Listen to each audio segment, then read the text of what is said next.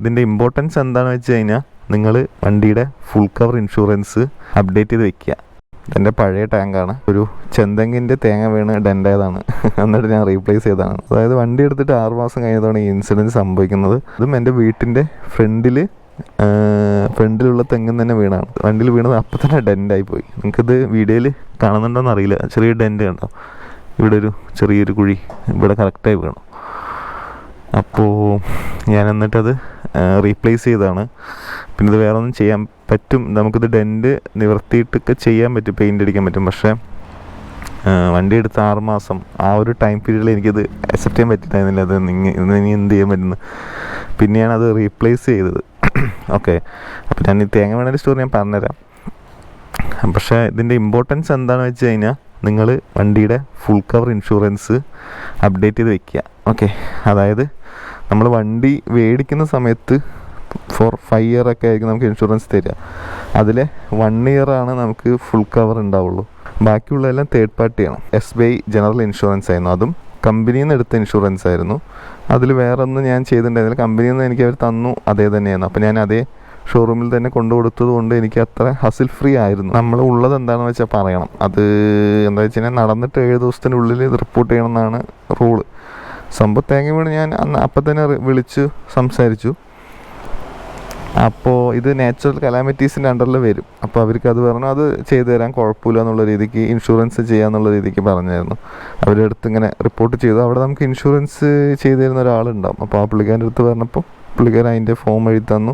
Means RC ഓണറും ഈ RC ഓണറും ഇതിൻ്റെ insurance ഓണറൊക്കെ same ആണല്ലോ. അപ്പോൾ നമ്മൾ തന്നെ ഇതിൽ സൈൻ ചെയ്ത് കൊടുക്കാം. അപ്പോൾ എന്താ സംഭവിച്ചെന്നുള്ളത് ജസ്റ്റ് ഒന്ന് ഡിസ്ക്രൈബ് ചെയ്ത് കൊടുക്കണം. അപ്പോൾ അങ്ങനെ തേങ്ങ വീണെന്നുള്ളത് ഡിസ്ക്രൈബ് ചെയ്ത് കൊടുത്തു, അത്ര തന്നെ. പിന്നെ അവർ പറഞ്ഞു 1 വീക്കാണ് ടൈം പറഞ്ഞത്, അതായത് 1 or 2 വീക്ക്. അതായത് ഈ സ്റ്റോക്ക് ഈ ടാങ്കൊന്നും അങ്ങനെ സ്റ്റോക്ക് വെക്കില്ല. അപ്പോൾ ഈ ടാങ്ക് വരാനുള്ളൊരു ടൈമും പിന്നെ ഇതിൻ്റെ പ്രൊസീജിയറും അങ്ങനെ 1 വീക്ക് അവിടെ വണ്ടി ഇടണം പറഞ്ഞു. അപ്പോൾ ഓക്കെ ശരി, എന്തായാലും നമ്മുടെ ആവശ്യമായതുകൊണ്ട് നമ്മൾ ഓക്കെ ശരി എന്നാൽ ഞാൻ ചോദിച്ചു വണ്ടി നമുക്ക് ഇത് വരുമ്പോൾ തന്നാൽ മതി. ചോദിച്ചില്ല, അവർക്ക് പറ്റില്ല, അവർക്ക് ആ റിപ്പോർട്ട് ചെയ്യുന്ന ആൾ വന്ന് നോക്കിയിട്ട് ഇൻസ്പെക്റ്റൊക്കെ ചെയ്യണം പറഞ്ഞു. അപ്പോൾ ഞാൻ ഓക്കെ എന്നാൽ പിന്നെ അങ്ങനെ ചെയ്തോളൂ പറഞ്ഞിട്ട് 1 വീക്ക് കഴിഞ്ഞിട്ടൊക്കെയാണ് എനിക്ക് റീപ്ലേസ്മെൻറ്റ് കിട്ടിയത്. അപ്പോൾ എനിക്ക് ഇതിൻ്റെ പ്രൈസ് വന്നത് എത്രയാണെന്ന് വെച്ചാൽ 13,000 രൂപയാണ്. ഞാൻ കേട്ടപ്പോൾ തന്നെ ഷോക്കായിട്ട്, അങ്ങനെ ഇത്ര രൂപ വരുന്നുണ്ട്, 13 സംതിങ് വരുന്നുണ്ട്. അപ്പോൾ ഇത് ഇൻഷുറൻസ് ഉള്ളതുകൊണ്ടാണ് എനിക്കിത് പെട്ടെന്ന് മാറ്റാൻ പറ്റിയത്.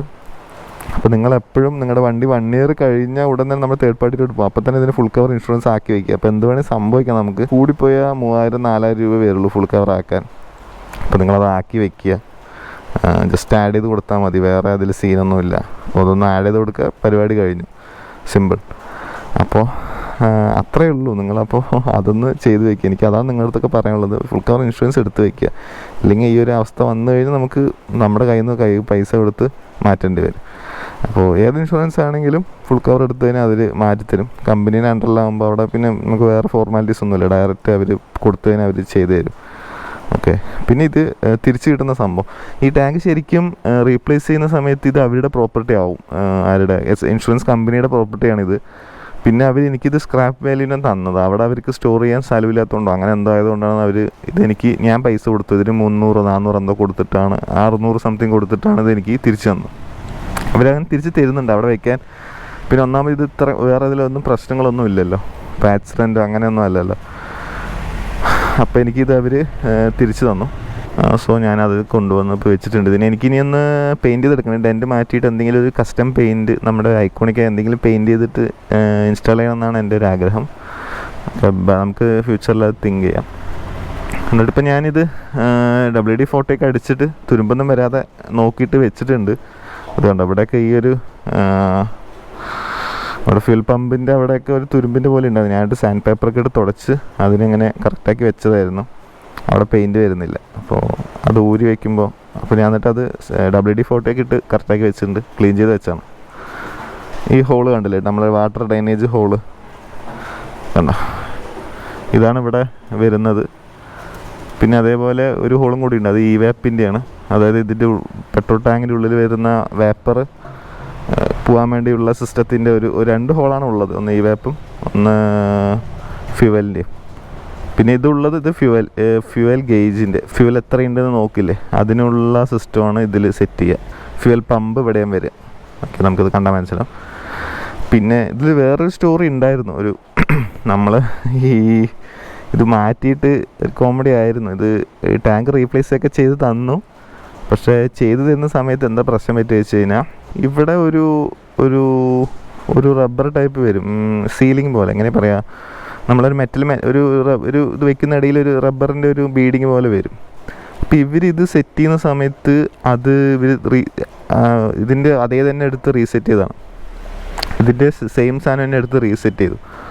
അപ്പോൾ എന്താ പറ്റി വെച്ച് കഴിഞ്ഞാൽ, ഇവിടെ ചെറിയൊരു ലീക്ക് ഉണ്ട്. അതായത് ഇവിടെ നേരെ ഫിക്സ് ആയിട്ടില്ല, ടൈറ്റ് ആയിട്ടില്ല. പക്ഷേ ലോ ഫ്യൂവൽ ആകുമ്പോൾ ഇത് പ്രശ്നമില്ല. എന്താ വെച്ച് കഴിഞ്ഞാൽ, ഇതിവിടെ മുകളിലല്ല ഈ പ്രശ്നം. ലോ ഫ്യൂവൽ വരുമ്പോൾ ലോ ഫ്യൂവൽ ഇത്രയല്ലേ ഉണ്ടാവുള്ളൂ. ഇത് ഏറ്റവും മുകളിലല്ല ഇതിൻ്റെ ഈ സംഭവം വരെ. അപ്പോൾ ലീക്കേജ് നമുക്ക് അറിയില്ല ഫസ്റ്റ് ലോ ഫ്യൂവലായിരുന്ന സമയത്ത്. ഞാനിത് റീപ്ലേസ്മെൻറ്റ് ചെയ്തു. അന്ന് തന്നെ പെട്രോൾ ഫുള്ളല്ല, ഓൾമോസ്റ്റ് പെട്രോൾ അടിച്ചു. 3/4 ഭാഗം അടിച്ചിട്ട് ആണ് നാട്ടിലേക്ക് ഞാൻ വരുന്നത്. കൊച്ചിയിൽ നിന്ന് പാലക്കാട്ടേക്ക് വരികയാണ് നൈറ്റ്. അപ്പോൾ വരുന്ന സമയത്ത് നമ്മൾ ബ്രേക്ക് ചെയ്യുന്ന സമയത്ത് ഫ്യൂവൽ മുകളിലോട്ടൊക്കെ വരുമല്ലോ.